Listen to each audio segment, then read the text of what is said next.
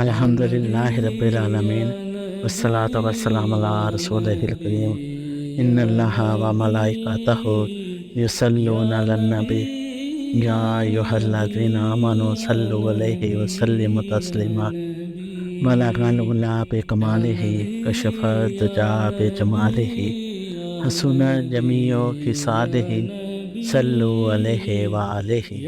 اللہ تبارک و تعالیٰ نے قرآن پاک میں ارشاد فرمایا ہے، اے مسلمانوں، اسی طرح ہم نے تمہیں اعتدال والی بہتر امت بنایا تاکہ تم لوگوں پر گواہ بنو، اور اللہ کی یہ شان نہیں کہ تمہارا ایمان یوں ہی ضائع کر دے۔ بے شک اللہ لوگوں پر بڑی شفقت فرمانے والا مہربان ہے۔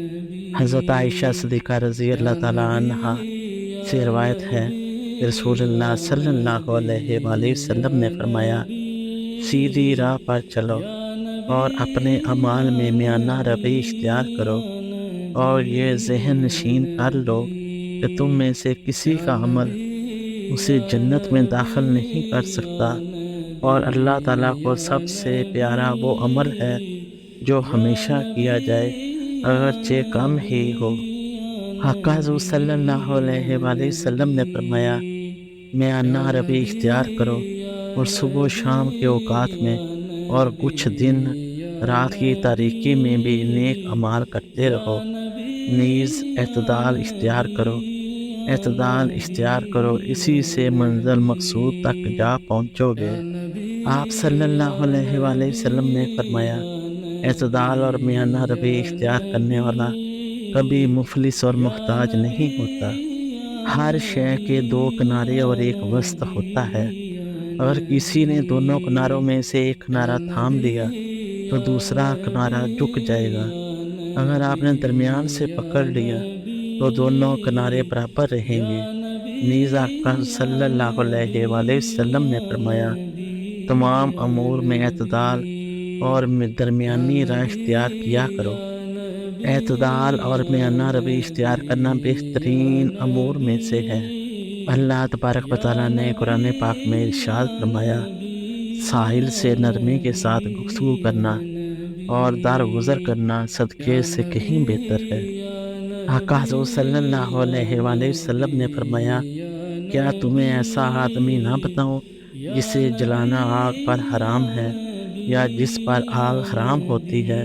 یہ وہ شخص ہے جو خوش اخلاقی کے باعث لوگوں کے قریب تر ہوتا ہے، مزاج اور طبیعت میں نرم ہوتا ہے، اور برتاؤ کے لحاظ سے بہت آسان سمجھا جاتا ہے۔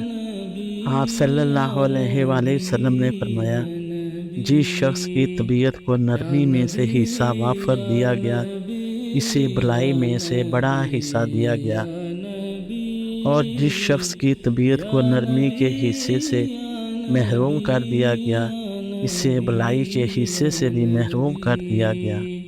آقا حضور صلی اللہ علیہ وآلہ وسلم نے فرمایا، طاقتور پہلوان وہ نہیں ہے جو کشتی میں کسی کو بچھاڑ دے، بلکہ اصلی پہلوان تو وہ شخص ہے جو غصہ کی حالت میں اپنے آپ پر قابو پا سکے۔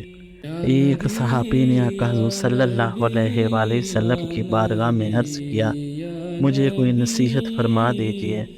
آپ صلی اللہ علیہ وآلہ وسلم نے ارشاد فرمایا، غصہ نہ ہوا کرو۔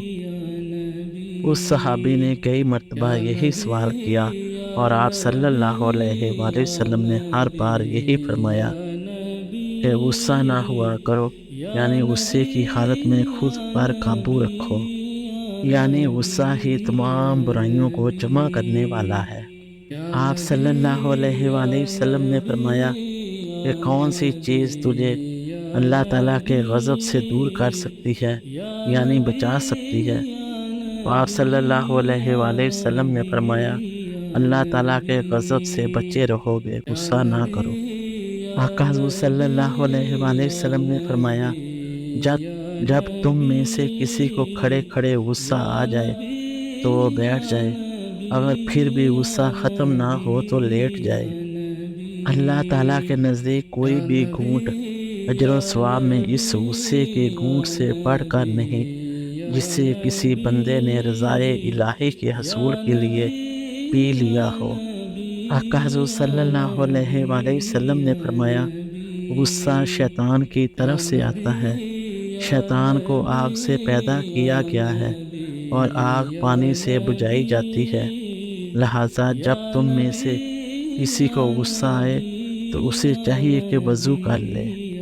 آقا حضور صلی اللہ علیہ وآلہ وسلم کی موجودگی میں 2 آدمیوں نے جھگڑا کیا اور ہم بھی بارگاہ نبوت میں حاضر تھے۔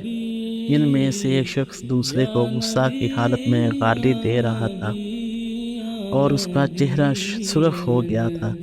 اس پر حضور نبی اکرم صلی اللہ علیہ وآلہ وسلم نے فرمایا، میں ایک ایسا کلمہ جانتا ہوں کہ اگر یہ شخص اسے کہہ لے تو اس کے غصے کی یہ کیفیت دور ہو جائے۔